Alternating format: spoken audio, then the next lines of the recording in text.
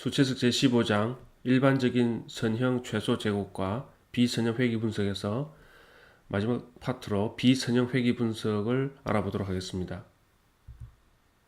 우리는 지금까지는 회귀 분석을 할 때 매개 변수로 등장했던 A0, A1 등등, AM 이런 등등이 전부 선형적으로 식의 결합이 되어 있었습니다. 가령 예를 들면 A0 플러스 A1의 X, 그 다음 A2의 X의 제곱 등등으로 이렇게 A 행렬이 전부 선형적으로 곱으로 되어 있었죠.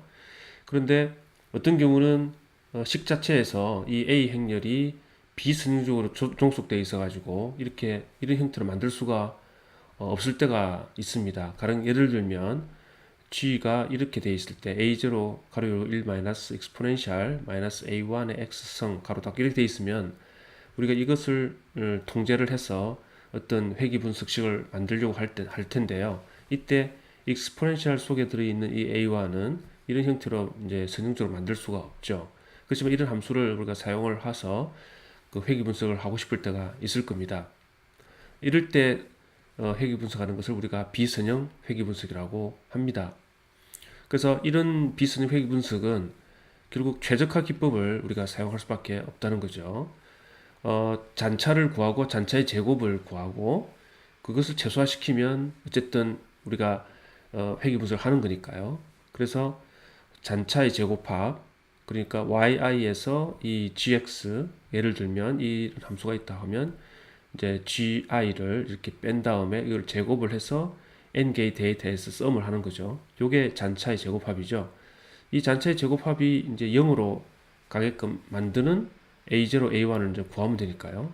그래서 이렇게 함수 f를 설정을 해놓고 이것을 최적화 함수에다가 집어넣어서 우리가 구하는 겁니다. 가령 fmin search라는 함수를 이용하면 우리가 이 a0, a1을 이제 그 최적화된 값을 구할 수가 있습니다. 그래서 fmin search를 이제 맨랩에서 그 사용 형식을 보면 펑션을 주고요. 최적화시킬 함수를 주고 그다음에 초기의 가정값을 줍니다. 초기 가정값은 A0, A1에 대한 초기 가정값이 되겠죠. 그리고 옵션이 있으면 주고 그리고 추가적인 변수들이 있으면 이제 P1, P2에서 추가적인 변수 되는 이런 형태로 되어 있고 이제 출력으로는 이것을 그 최소화시키는 X 여기서는 이제 A0, A1에 대한 최적화된 값이 되겠죠. 그리고 그때의 그 최소화된 값이 얼마인지를 뽑아내는 이런 형태로 되어 있습니다.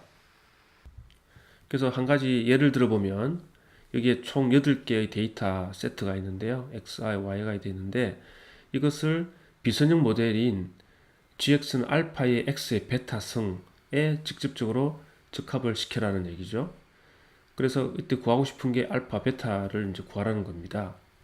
그럼 이 같은 경우에 우리가 완전히 비선형적으로 접근을 해야 되기 때문에 결국 fmin search를 이용해서 우리가 구해야 되는데요.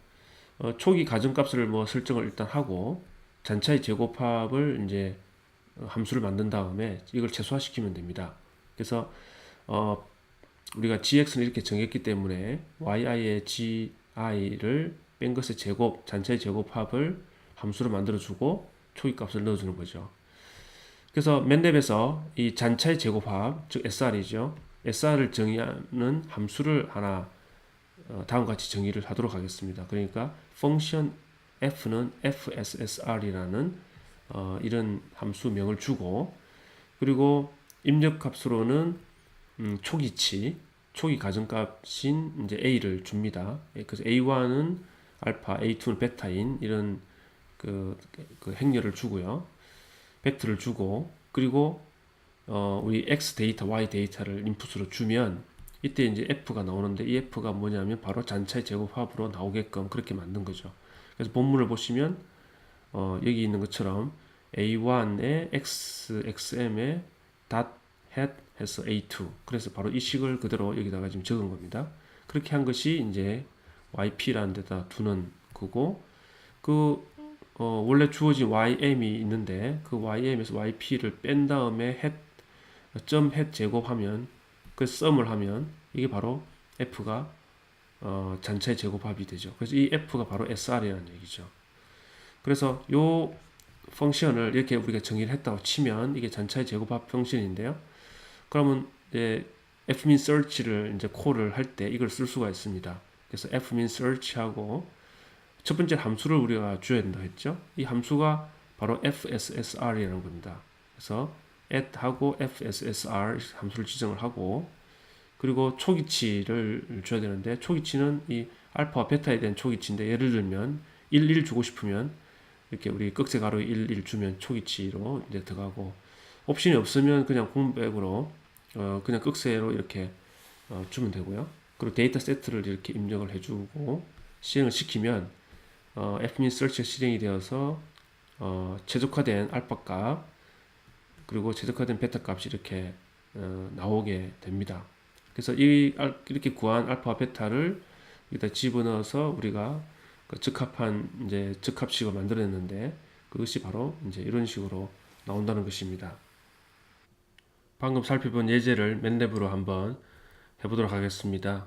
먼저 fssr이라는 잔차 제곱함을 그 값을 구하는 함수를 우리가 정의를 이렇게 했습니다. 조금 전에 설명드린 것처럼 펑션 f는 fssr 인풋으로 초기치 a 그리고 x 데이터, y 데이터를 받아서 여기 이 함수는 방금 그 문제에서 정의된 바로 gx는 알파의 x 베타성을 그대로 옮겨온 거죠. 그리고 이제 그 차이 값에 오리지널 차이 값에 yp를 빼고 제곱을 해서 썸을 했으니까 f는 잔차의 제곱합이 되는 거죠. 그래서 x 데이터는 10부터 80까지 10씩 증가하여 이렇게 1벡터를 만들었고요. y는 이렇게 해서 주어진 데이터를 썼습니다. 그런 다음에 이것으로부터 우리가 그 잔차의 제곱합을 최소화시키는 fmin search를 이제 가동을 시킬 건데요. 그것을 받아들이는 이제 개수는 a 행렬이라고 하겠습니다. 그래서 fmin search하고 우리가 fssr이라는 이 함수를 최소화시킬 거죠. 그리고 초기치는 A1, A2를 각각 둘 다 1로 주도록 하겠습니다. 그리고 옵션은 없고요. 그리고 X 데이터, Y 데이터를 이렇게 주면 이제 1을 초기치로 해서 이것에 이제 값을 최소화되는 A를 찾는 거죠. 찾아보니까 알파는 2.5384, 베타는 1.4359 이렇게 지금 결정된 것을 알 수가 있습니다. 그래서 조금 전에 말씀드린 것처럼 이렇게 이제 값이 나온 거하고 동일하게 일치되고, 그래서 gx가 이렇게 결정이 되는 거죠. 그래서 이를 이제 그래프를 한번 같이 그려보면 g는 이제 a1에다가 x에 점 해서 a2 이런 형태로 지금 돼 있죠. 그래서 이렇게 계산을 하고 우리가 원래 xy의 데이터를 이제 동그라미를 나타내고, 그리고 추가로 xg를 같이 동시에 그리면 이와 같이 8개의 점 데이터를 이제 지나가는 비선형 방정식 gx를 이렇게 오렌지색으로 나타냈고, 어느 정도 추세를 이렇게 따라가는 걸 볼 수가 있습니다.